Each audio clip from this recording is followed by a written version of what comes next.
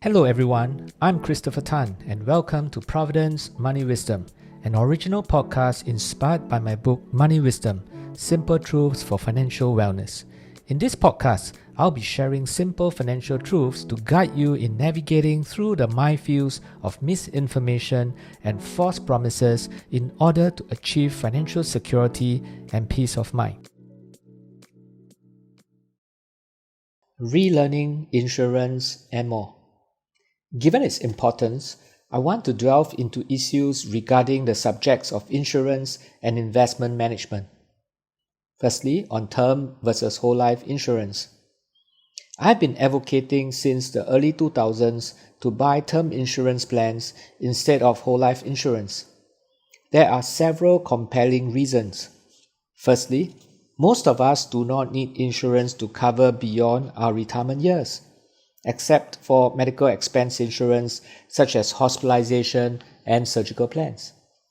Secondly, the premiums for whole life plans can be 10 times more expensive than term plans, and as such, one can never afford to cover their risk fully. Thirdly, the savings in premiums between a whole life and term plans may be invested to get much better returns if desired. Next, on hospitalization. I was once interviewed by a local newspaper on the issue of medical insurance. I stated plainly that many Singaporeans were being sold the wrong type of insurance for the wrong purpose. Many were told that insurance coverage for the major dread diseases or critical illness plan were for paying medical bills. This is technically incorrect. Let me explain. Well, firstly, dread disease critical illness insurance are meant to replace one's income when he cannot work due to a major illness. Secondly, you are paying too much premium for a narrow or limited cover. And thirdly, a lower cost and more comprehensive option is available using hospitalization and surgical insurance. So, did my advice cause Singaporeans to relook at the way that they have been buying insurance? The answer was a sad no. How did I know? Commissions-free insurance, or CFI in short, was a new division that we set up in 2004 to serve the general mass. And when we set up, it revealed that many Singaporeans still look at insurance the wrong way. Despite our pleading and explanations, many of the hundreds of Singaporeans who knew about CFI online still succumb to the strong sales power of the financial salespeople. They continue to spend thousands of dollars each year in premiums on inappropriate insurance that would never fully cover their needs. They still think that this is normal, that they can never afford full coverage. In 2014, 10 years after the launch of commissions-free insurance, or I can say 10 years after the failure of commissions-free insurance, we attempted again through DIY insurance. Now, this insurance portal at that point in time had seen more than 350,000 users. DIY insurance, unlike CFI, retained some commission but rebated up to half of the advisor's commissions to clients. But since then, it was sold to NTUC Enterprise as part of our joint venture to form Money Owl in 2018. But we have completely divested from Money Owl since 1st June of 2022. So we no longer own Money Owl, and we feel that there is a better way to still plan for insurance for the general mass. On investment management. I've written about how Singaporeans, including financial advisors alike, have no confidence in whether their investments will bring them to where they want to be. The answer is simple. Many of their investment portfolios are not financially modeled based on data, but are instead created due to the gut feel of their advisors. They do not know what to specifically expect from their investments in terms of the returns that they should get with the amount of volatility they would be comfortable with. Therefore, there is no way to verify what has gone right or wrong with their investments, and therefore no appropriate actions can be taken when they should have been taken. Unknown to many, what has motivated me to talk about whatever I've shared above, and it was written in a local newspaper, was due to a conversation I had with a very senior person. Let's call him John, from a financial advisory firm. Well, John shared that his firm's conservative portfolio had done badly, while the aggressive one had done well. When I asked him what he thought the reasons were, he confessed that he was unsure. He added that his firm's asset allocation process is based on where the investment committee felt the market was going, and accordingly allocate, say, 30% to bonds and 70% to equities. They do not subscribe to any financial data.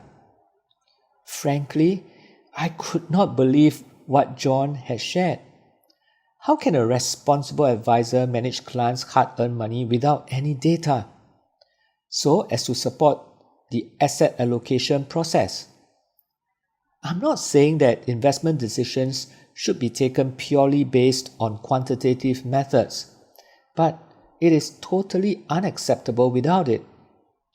Today, however, millions or maybe even billions of dollars have been plunged into portfolios of this nature due to well-rehearsed sales pitches. By the time investors realize something isn't quite right, it is already too late. Some people have commented that my firm is just being naive to attempt the fee-only or commissions-free way of providing advice. They claim that Singaporeans are not ready and not sophisticated enough. They also remark to me that we cannot compete against the huge army of salespeople out there, recruited and motivated on the basis of earning high income in this industry, and fast. In addition, we cannot fight against the huge marketing budget of huge financial institutions. I'm upset because in many ways they are right.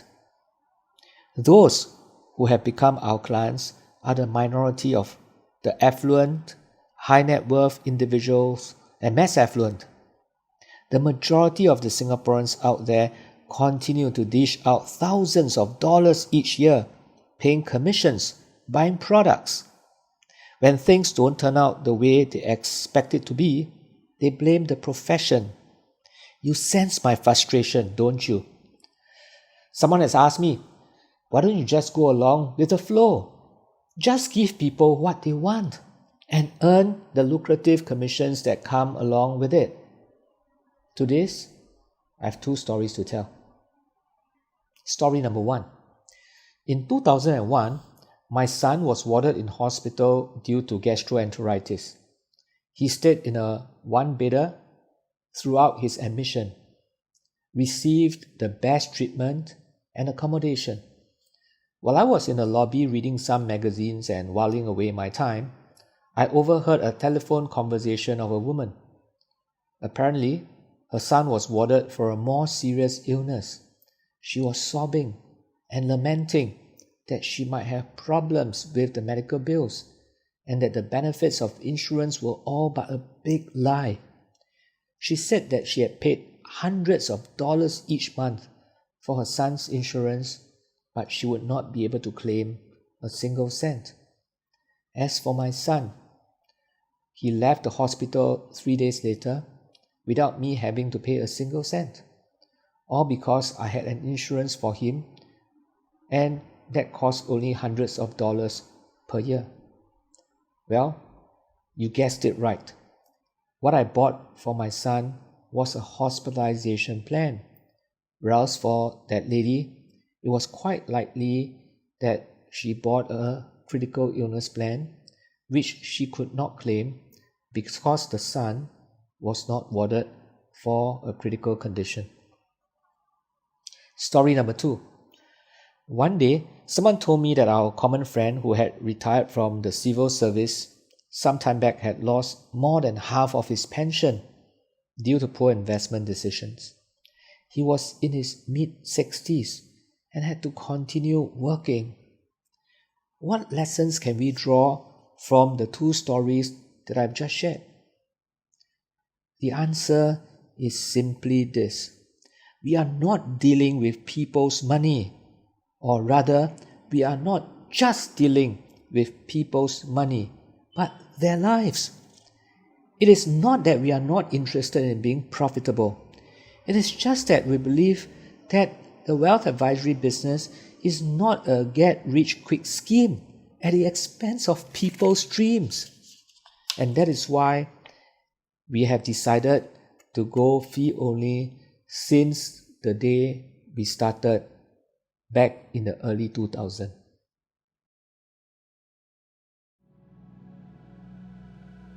Thank you for tuning in to Providence Money Wisdom. I will be back soon with the next episode. For more information on my book or Providence services, kindly visit provident.com. I'll see you the next time. All analysis, views or opinions from interviews, recommendations and other information broadcasted, podcasted or published herein are provided for general information purposes only.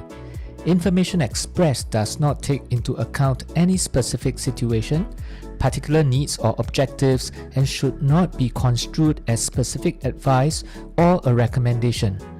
Information has been obtained from sources that are deemed to be reliable, but their accuracy and completeness cannot be guaranteed. Always consult with a qualified investment, legal or tax professional before taking any action. Provident Limited does not accept any liability for any loss whatsoever arising from any use of the information broadcasted, podcasted, or published herein. All contents and information contained herein may not be copied or reproduced in whole or in part by any means without prior written consent of Provident Limited.